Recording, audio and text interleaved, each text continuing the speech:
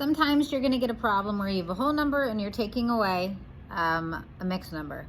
And so if this was a normal problem and I was subtracting, I would need a fraction up here. And right now I can't take 2 from nothing.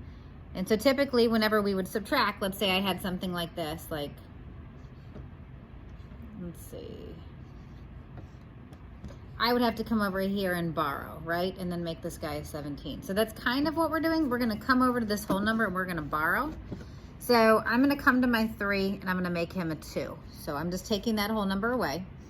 But I'm gonna then replace it and I'm gonna put an equivalent fraction for that whole number. So I'm just taking it, taking 1 away, and I'm gonna put it in a fraction that works. And so because we're dealing with fifths, I'm gonna do 5/5. And that's the same thing as 1 whole, which is what I just took away.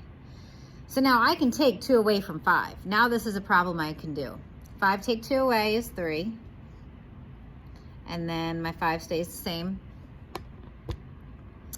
And that's super sloppy, but I think you know what I mean. And then 2 take 1 away is 1. So here would be my answer. All right, so now I'm gonna have you try one. Let me start it. I'm gonna have you do 4 minus 1 and 5/8. So go ahead and write this one down. 4 and 5/8 as I try to get it in the camera here. Yep.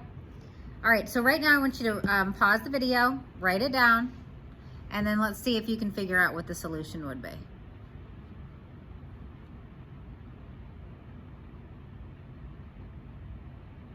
All right, so I'm gonna do it. I can't take 5 away from nothing here, so I come to my whole number, I borrow, I make him 1 less. I know we're dealing with eighths, so my fraction here would be 8/8. And then I just subtract. 8 take 5 away is 3. And then I get an 8, so 3/8.